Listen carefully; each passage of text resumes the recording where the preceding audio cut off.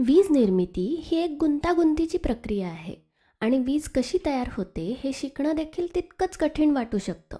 सगळीकडे तारा, लोहचुंबक, यंत्र आणि मोठे ऊर्जा प्रकल्प हे सगळं पाहून थोडं गोंधळून जायला होतं. पण एक चांगली बातमी आहे. वीज निर्मितीमागील तत्त्व खरं तर खूप सोपं आहे. आणि दुसरी चांगली बातमी अशी आहे की आज तुम्हाला कसं शिकायचं आहे हे तुम्ही स्वतः निवडू शकता. तुमच्याकडे शिकण्याचे 2 मार्ग आहे. पहिला मार्ग म्हणजे जर तुम्हाला गोष्टी प्रत्यक्ष घडताना यंत्र आणि त्यांचे हलणारे भाग आणि उपकरणे कशी काम करतात हे पाहायला आवडत असेल तर प्रकरण 2 पासून सुरुवात करूया. या प्रकरणात जनित्राच्या कार्यापासून सुरुवात करा. तुम्ही या विलक्षण यंत्राचा अभ्यास कराल आणि वीज प्रत्यक्षात कशी तयार होते, तिची पूर्ण प्रक्रिया कशी असते हे पाहाल. आणि मग पहिल्या प्रकरणाकडे वळूया, जिथे आपण वीज निर्मितीतील तत्वावर चर्चा करू. हा झाला शिकण्याचा पहिला मार्ग. पहिले प्रकरण 2 आणि नंतर प्रकरण 1. शिकण्याच्या दुसऱ्या मार्गामध्ये जर तुम्हाला गोष्टींमधील विज्ञान समजून घ्यायला आवडत असेल, केवळ जनरेटरच्या दृष्टिकोनातून नाही तर सर्वसाधारणपणे भौतिकशास्त्रातील का आणि कसे हे सगळे जाणून घ्यायचे असतील तर प्रकरण 1 पासून सुरुवात करा आणि मग प्रकरण 2 कडे वळा, जे दाखवतं की हे तत्त्व एका वास्तविक यंत्रामध्ये कसं वापरलं जातं. प्रामाणिकपणे सांगायचं तर इथे कोणतीही निवड चुकीची नाही. पण जर तुम्ही प्रकरण 1 पासून सुरुवात केली तर तुम्ही प्रकरण 2 कडे तर जावं आणि मग नंतर पुन्हा एकदा प्रकरण 1 कडे यायला हवं. आणि जर तुम्ही पहिला मार्ग घेतला, म्हणजे जर प्रकरण 2 पासून सुरुवात केली तर तुम्ही प्रकरण 1 कडे यायचं आणि नंतर पुन्हा एकदा प्रकरण 2 वर परत यायचं. ठीक आहे, तर इथे व्हिडिओ थांबवा, जरा विचार करा आणि या 2 पैकी शिकण्याचा कुठला मार्ग तुम्हाला पटतोय ते बघा. ते ठरल्यावर तुम्हाला हवा त्या मार्गाने अभ्यास सुरू करा. चला तर मग प्रकरण 1, जनित्राचे तत्व. विद्युत जनरेटरमधील तत्वाला विद्युत चुंबकीय प्रवर्तन असं म्हणतात. ही संकल्पना मायकल फॅरेडे नावाच्या शास्त्रज्ञाने मांडली होती. आता हे तत्व काय सांगतं? ते सांगतं की जेव्हा जेव्हा एखाद्या वाहकाभोवतीचं चुंबकीय क्षेत्र बदलतं तेव्हा त्या वाहकाच्या टोकांमध्ये विभवांतर निर्माण होतं आणि जर परिपथ पूर्ण असेल तर त्या विभवांतरामुळे विद्युतधारासुद्धा वाहू शकते. साध्या शब्दात सांगायचं तर एखाद्या तारेजवळील चुंबकीय क्षेत्र बदललं की वीज तयार होते. प्रत्येक लहान किंवा मोठ्या जनरेटर मागील हीच मूळ संकल्पना असते. मग आता हे सगळं सविस्तर समजावून घेऊया. फॅरेडेच्या विद्युत चुंबकीय प्रवर्तनाच्या नियमाचा अभ्यास करूया. आता हे करण्याचा सर्वोत्तम मार्ग म्हणजे तुम्हाला फॅरेडेच्या विद्युत चुंबकीय प्रयोगशाळेमध्ये नेणे, बरोबर? तर हा आहे चुंबक. पहा, चुंबक कसा असतो आपल्याला सगळ्यांना माहिती आहे. त्याला उत्तर आणि दक्षिण ध्रुव आहेत आणि त्याच्या अवतीभोवती त्याचं चुंबकीय क्षेत्र दर्शवलं आहे. हे होका यंत्र आहे आणि आपल्याला माहिती आहे की ते स्वतःला चुंबकीय क्षेत्राच्या दिशेने जुळवून घेते. त्यानंतर आपल्याकडे आहे एक वेटोळे, ज्यामध्ये मुक्त इलेक्ट्रॉन्स आहेत. म्हणजे हा एक वाहक आहे आणि तो बल्बला जोडलेला आहे. इथे परिपथ पूर्ण झाला आहे, म्हणजे इथे आता वीज वाहू शकते, बरोबर? आणि हे जे चुंबक आहे ते या वेटोळ्याच्या अवतीभोवती आपण हलवू शकतो. ठीक आहे. आता फॅरेडेने काय सांगितलं होतं? वेटोळ्याजवळील चुंबकीय क्षेत्र बदललं तर वेटोळ्यामध्ये विभवांतर तयार होतं आणि परिपथ पूर्ण झालेला असेल तर त्यातून विद्युतधारा वाहू शकते. आता परिपथामधून विद्युतधारा वाहते आहे की नाही हे आपल्याला कसं कळेल? जर बल्ब लागला तर याचा अर्थ परिपथामधून विद्युतधारा वाहते आहे, बरोबर? हा बल्ब हाच आपला दर्शक आहे. आपल्याला बाकी कशाची गरज नाही. आपल्याला फक्त विद्युत चुंबकीय प्रवर्तन समजावून घ्यायचं आहे, बरोबर? इथे मी वेटोळ्यातल्या गुंडाळ्यांची संख्या वाढवते आणि आता आपण बघूया की हा चुंबक आपण या वेटोळ्यामधून जर फिरवला तर काय होतं. चला, आणि हे पहा, आपण पाहू शकतो की मी जसा चुंबक हलवते तसा बल्ब लागतोय आणि बल्बची प्रखरतासुद्धा बदलते, कारण ज्या वेगाने मी चुंबक हलवते तो वेगसुद्धा बदलतोय, है ना? जर आपण कुंडलाच्या आत चुंबक हलवला तर कुंडलाभोवती बदलणाऱ्या चुंबकीय क्षेत्रामुळे ही वीज तयार होते. चुंबकीय क्षेत्रात बदल व्हायला हवा. याचा अर्थ असा की मला चुंबकसुद्धा हलवण्याची गरज नाही. मला फक्त हे सुनिश्चित करायचं आहे की चुंबकीय क्षेत्र बदललं पाहिजे. म्हणजे चुंबकाच्या ऐवजी आपण वेटोळेसुद्धा हलवू शकतो. पहा, हे असंही हलवलं तरीही विद्युतधारा तयार होतेच आहे. म्हणजे वेटोळ्यामधलं चुंबकीय क्षेत्र कुठल्या ना कुठल्या पद्धतीने बदलत राहिलं पाहिजे. मग या सगळ्या प्रयोगातून हे सिद्ध होतं की चुंबकीय क्षेत्रातील बदलामुळेच वीज निर्माण होते, बरोबर? मग चुंबकीय क्षेत्र बदलण्यासाठी आपण चुंबक हलवू शकतो किंवा वेटोळेसुद्धा हलवू शकतो. दोन्हीमध्ये चुंबकीय क्षेत्र हे बदलत राहतंय. तर अशा प्रकारे अनेक मार्गांनी आपण चुंबकीय क्षेत्र बदलवू शकतो आणि हेच विद्युत जनित्राचं तत्व आहे. आता इथे पहा, आपण चुंबक आणि वेटोळे यांची मांडणी विद्युत जनित्रामध्ये जशी असते तशी केली आहे. म्हणून हे चुंबक अशा एका यंत्राला जोडलेलं आहे ज्याला टर्बाईन म्हणतात. तर हे आहे टर्बाईन. आता इथे आपल्याला काय करायचं आहे? आपल्याला विद्युत चुंबकीय प्रवर्तनाचे तत्व लागू करायचे. याचा अर्थ असा की आपल्याला हे निश्चित करायचे आहे की वेटोळ्याच्या उपस्थितीत चुंबकीय क्षेत्र बदललं पाहिजे आणि त्यासाठी आपल्याकडे अनेक मार्ग आहे. त्यापैकी एक म्हणजे ही मांडणी.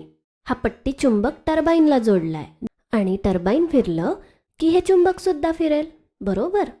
आता पहा, जेव्हा मी हा नळ सुरू करते इथून पाणी वाहायला लागतं जे टर्बाईनवर पडतं आणि टर्बाईन फिरू लागतो, ज्यामुळे आपला चुंबकसुद्धा फिरू लागतो. त्यामुळे काय होत आहे? वेटोळ्यातून जाणाऱ्या चुंबकीय क्षेत्रात सतत बदल होतोय आणि फॅरेडेच्या विद्युत चुंबकीय प्रवर्तनाच्या नियमानुसार जर वेटोळ्याभोवतीचं चुंबकीय क्षेत्र बदललं तर विभवांतर तयार होतं आणि परिपथ पूर्ण असल्यामुळे वीज तयार होते, ज्यामुळे हा बल्ब प्रकाशमान झालाय, बरोबर? तर हेच आहे, हे विद्युत चुंबकीय प्रवर्तनाचं तत्व आहे आणि हेच विद्युत जनरेटरचं सुद्धा तत्व आहे. ठीक आहे. प्रकरण 2, जनित्राचे कार्य. या प्रकरणामध्ये जनरेटर किंवा जनित्र प्रत्यक्षात काम कसं करतो यावर एक नजर टाकूया. मग सगळ्यात पहिली गोष्ट म्हणजे विद्युत जनरेटर म्हणजे काय? खऱ्या आयुष्यात वीज ही एक अशी गोष्ट आहे जी आपल्याला घरं, शाळा, रुग्णालय, कारखाने, थोडक्यात सगळ्याच ठिकाणी सतत लागत असते. मोठ्या प्रमाणावर वीज निर्मितीसाठी आपण अशा यंत्रांचा वापर करतो ज्याला विद्युत जनरेटर म्हणतात किंवा विद्युत जनित्र म्हणतात. मग विद्युत जनित्र हे असं उपकरण आहे जे गतिज ऊर्जेचं विद्युत ऊर्जेमध्ये रूपांतर करतं आणि हे विद्युत चुंबकीय प्रवर्तनाच्या तत्वावर काम करतं. आता आपण इथे जे बघतो आहे ते एका विद्युत जनित्राचा छेद आहे. आपण पाहू शकतो की जनरेटरच्या आत एक वेटोळे आहे. तसंच इथे चुंबकसुद्धा आहेत. अर्थातच हे इतकं सोपं नाही.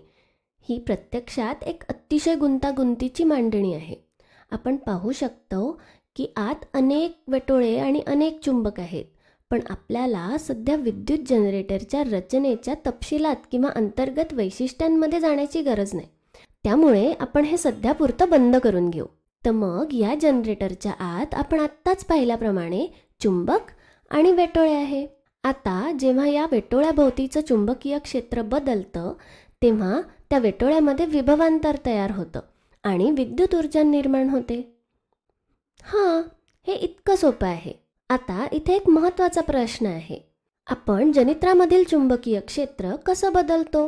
त्यासाठी जनित्रामधील चुंबक सतत फिरत राहायला हवा. पण जनित्र स्वतःहून फिरू शकत नाही. म्हणून आपण टर्बाईन नावाचं दुसरं एक यंत्र वापरतो. टर्बाईनच्या या चित्रामध्ये आपण पाहू शकतो की त्याला पाते आहेत.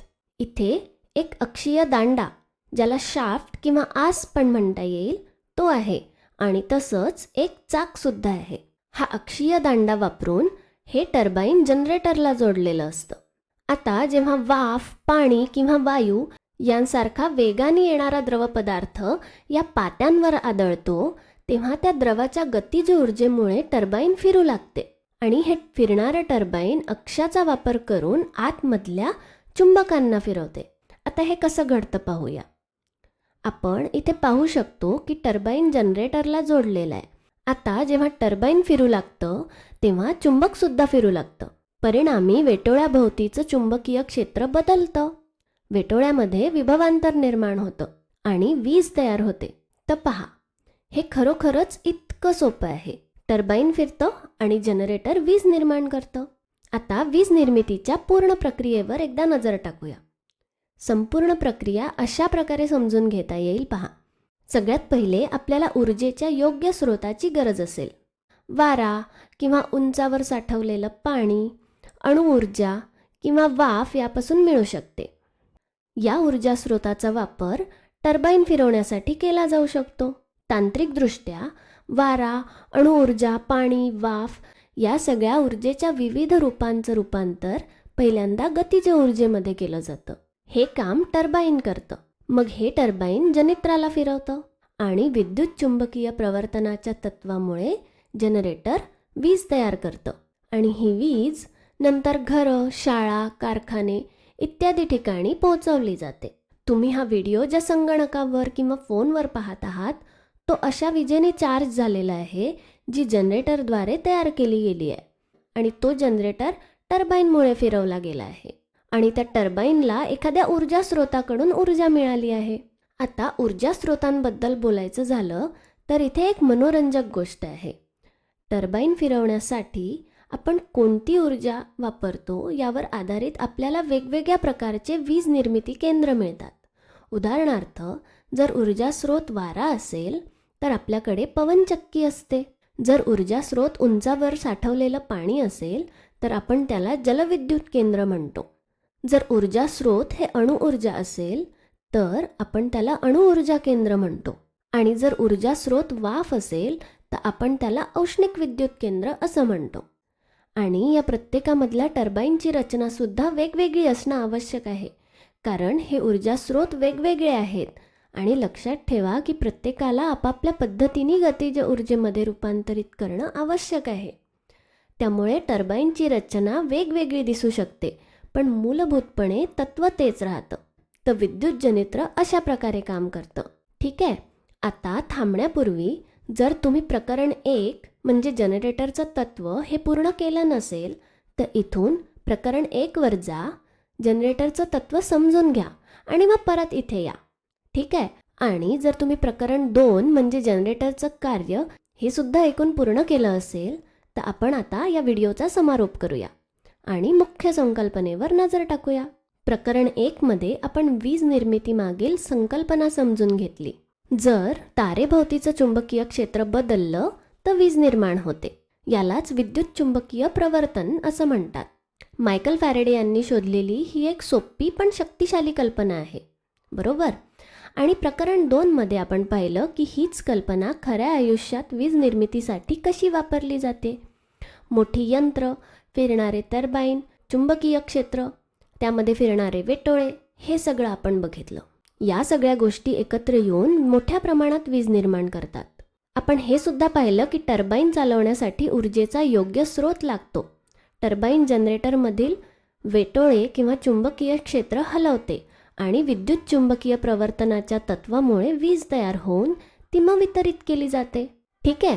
तर या व्हिडिओसाठी इतकंच. धन्यवाद.